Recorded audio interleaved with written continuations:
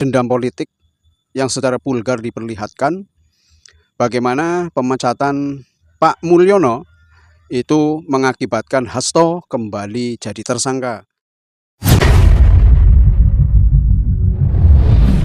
Untuk saat ini, dunia perpolitikan di negara Indonesia tercinta ini sedang tidak baik-baik saja. Kabar terakhir adalah bagaimana PDIP sedang diincar, diporak-porandakan dengan penetapan Hasto Kristianto yang terkait dengan kasus Harun Masiku yang sudah lama tertidur pulas dan sekarang dibangunkan lagi. Menurut penilaian saya secara kasat mata adalah untuk menghancurkan PDIP.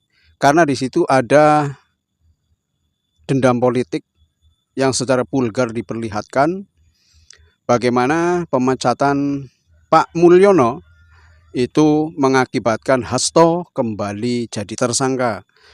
Kaitannya dengan kasus Harun Masiku yang sampai saat ini tidak kunjung kelar.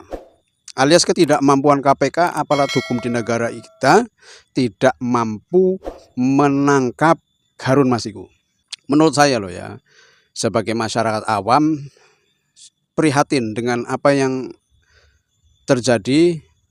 Tahun berganti tahun, periode berganti periode, selalu yang elit kita lakukan adalah bagaimana caranya mereka saling sikut menyikut, saling jatuh menjatuhkan lawan politik.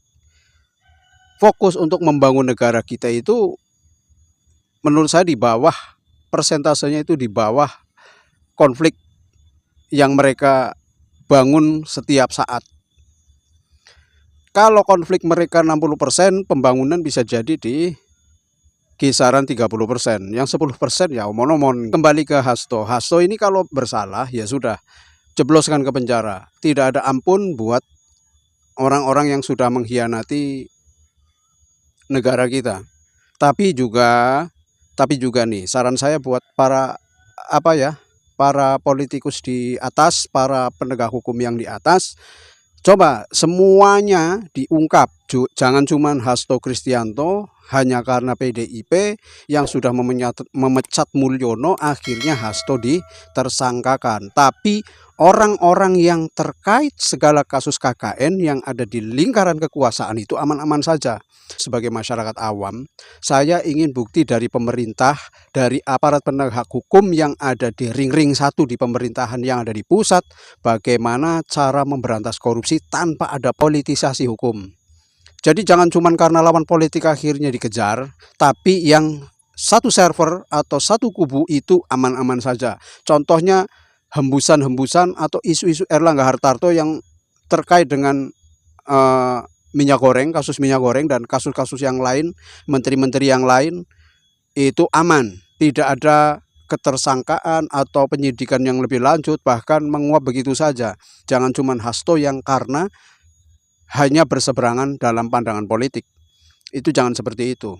Buktikan kalau Prabowo itu memang benar-benar ingin memberantas korupsi. Sebagai penggemar Fufu Fafa, saya sangat mengidolakan Prabowo. Tapi saya lebih mengagumi Fufu Fafa, karena Fufu Fafa itu powernya lebih dari Presiden Prabowo Subianto. Dengan bukti Fufu Fafa itu tidak diungkap secara jelas siapa yang di situ, siapa yang dibalik postingan-postingan Fufu Fafa. Menurut isu yang berkembang, ada Gibran, anaknya Pak Mulyono yang ada di balik akun Fufu Fafa. Dan yang seingat dan setahu saya itu belum ada satupun bantahan. Kenapa saya lebih mengagumi Fufu Fafa? Karena Fufu Fafa itu sulit untuk dibongkar. Mungkin karena ada sandera-sandera politik yang akhirnya sulit untuk membongkar Fufu Fafa walaupun sudah jelas siapa orangnya.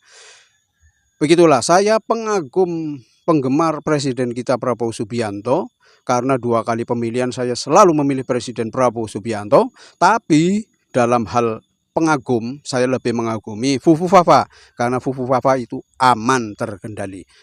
Pokoknya buat para elit politik ya, jangan selalu gontok-gontokan. Kalian itu digaji oleh rakyat, digaji dari hasil jerih payah keringat darah rakyat yang banyak menderita tapi selalu dimintain pajak, tapi kalian kontribusinya minim buat rakyat negara kita tercinta ini.